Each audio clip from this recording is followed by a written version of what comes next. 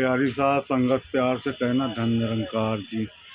मृत्यु से अमृत की ओर, हे ईश्वर हमें आफत से सत्य की ओर, अंधकार से प्रकाश की ओर, मृत्यु से अमृत की ओर ले चलो।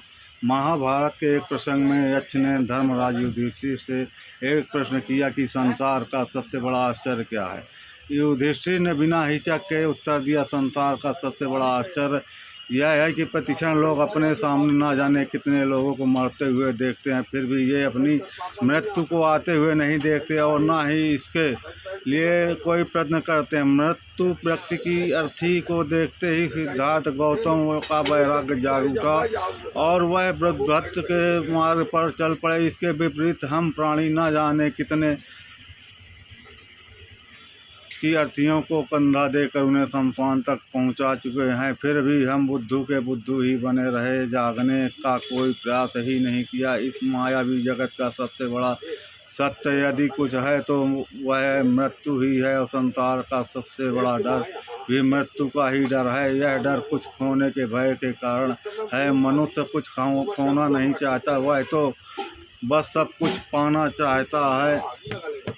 संसार की वस्तुओं के साथ अपनी देह, अपना नाम, यश, अपनी पहचान, इंद्रिय जनित सुखों को, भावना जनित आसक्तियों के से इस कदर चिपका हुआ है कि उनके खोने की आशंका मात्र से ही वह अशांत, बेचैन और दुखी होने लगता है। गोस्वामी तुलसीदास जी रामचरित मानस के उत्तरकांड में लिखते हैं, भय या डर का कारण अज्ञानता है, भय को दूर करने का उपाय ज्ञान है। सत्य का साक्षात्कार होने पर मनुष्य आत्मविश्वास दृढ़ हो जाता है। मृत्यु तो निश्चित है पर उससे कोई भाग भी नहीं सकता, फिर मात्र डरने से क्या होगा। बेहतर है उससे भागने की बजाय उसको जानने का प्रयास किया जाए।